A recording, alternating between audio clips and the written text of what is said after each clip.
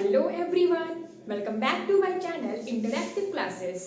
This is पंखुड़ी और आज मैं आपके साथ NCERT एग्जाम्पलर एक्सरसाइज 8.4 का क्वेश्चन नंबर 13 डिस्कस करूंगी। इसके पहले के क्वेश्चंस हमने प्रीवियस वीडियोस में डिस्कस कर लिए हैं। अगर आपने वो नहीं देखा है तो पहले आप लोग जाके उसको देखिएगा। So the question is the angle of elevation of top of tower 30 meter high from the foot of another tower in the same plane is 60 degree। मतलब यहाँ तक जितना हम लाइन पढ़ते जाएंगे उतना हम इसका डायग्राम बनाते हुए चलेंगे। ऐसा नहीं कि आपने पूरा क्वेश्चन एक साथ पढ़ा आप तुरंत डायग्राम बना लेंगे। जितना हम पढ़ते हैं उतना हम समझते हैं और उतने का हम पहले डायग्राम बनाते हैं। लिखा है कि जो एंगल ऑफ एलिवेशन है मतलब ऊपर देख रहे हैं हम किसको, द टॉप ऑफ टावर। एक मान लिया कोई टावर है जो 30 मीटर हाई है। ये टावर कितना हो गया, 30 मीटर हाई। इसका जो एंगल ऑफ एलिवेशन है वो कितना है, फ्रॉम द, कहाँ से देख रहे हैं उसका एलिवेशन हम, from the foot of another tower in the same plane. एक और टावर है इसी प्लेन में, मतलब जैसे यहाँ पे इस लाइन में एक प्लेन पे एक टावर रखा है, ये एक प्लेन है तो इस पे क्या है, एक और टावर है यहाँ पे कहीं।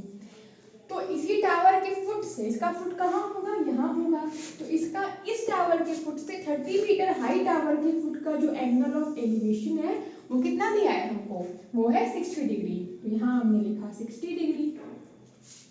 And the angle of elevation of top of second tower. अब ये सेकेंड टावर का जो एलिवेशन है कहाँ से ले रहे हैं, from the foot of first tower. ये हमारा फर्स्ट टावर था, अब इसके फुट से इसका एलिवेशन 30 डिग्री है।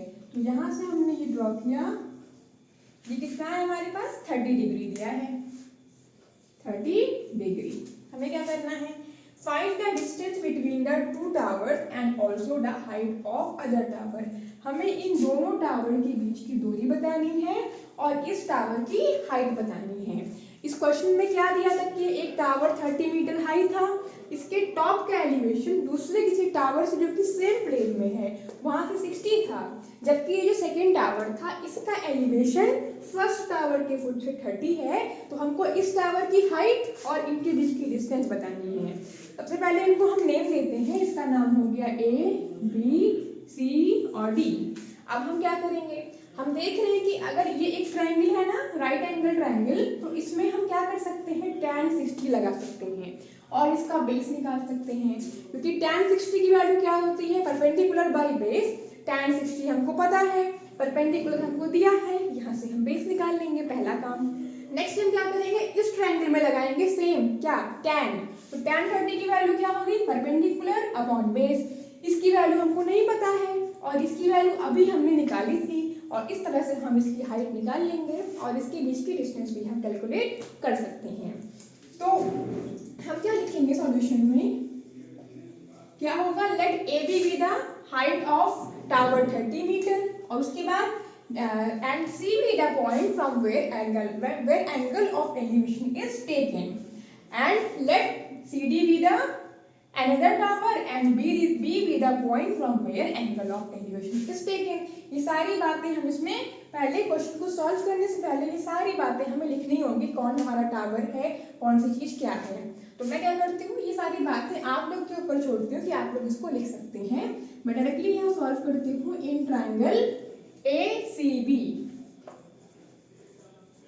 यहाँ पे हम क्या लेंगे, tan 60। पहले हम वही ट्रायंगल लेंगे जिसमें हमें किसी परपेंडिकुलर और बेस में किसी एक की वैल्यू पता हो।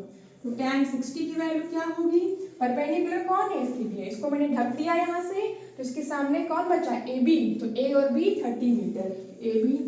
बेस कौन है, ये CB, इस पर ये बना हुआ था। tan 60 होता है √3, AB की वैल्यू 30, CB का पता नहीं, तो CB कितना आ गया, CB यहाँ पे आ जाएगा और √3 इसके नीचे आ जाएगा। हम देख रहे हैं कि 30 क्या होगा, 3 से कट जाएगा तो इसे कंजुगेट से हम मल्टीप्लाई कर देंगे ऊपर नीचे, 30 √3 बन गया और √3 इंटू √3 3, यानी कितना आ गया, ये 10 √3 मीटर। ये हो गया 10 √3 मीटर।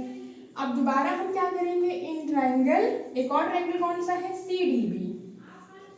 यहाँ पे हम क्या लगाएंगे, यहाँ पे इधर 90 बन रहा है, ये 90 बन रहा है, तो tan 30 लगाएंगे। tan 30 की वैल्यू क्या होती है, CD अपॉन CB। CD का हमें पता नहीं है, tan 30 की वैल्यू 1/√3, का पता नहीं, सी बी हमने अभी कैलकुलेट किया है 10√3। तो ये क्या लिखा हमने 10√3। ये हमने कहाँ से लिखा, यूजिंग फर्स्ट से हमने सी डी की वैल्यू यहाँ पुट कर दी। अब क्या होगा, सी डी की वैल्यू निकालने के लिए हम 10√3 को इधर भेज देंगे, 10√3/√3 मीटर, ये कट जाएगा और सी डी कितना आ गया 10 मीटर। तो इस तरह से हमने क्या देखा कि hence the height of the second tower is 10 meter and distance between the two poles is 10√3 metre. इसके पहले जो भी चीजें हैं पहले उसको हम डिफाइन कर देंगे कौन टावर है और कहाँ से हम एलिवेशन ले रहे हैं, एंड देन इसको हम इस तरह से बहुत इजी वे में इसको हम सॉल्व कर सकते हैं।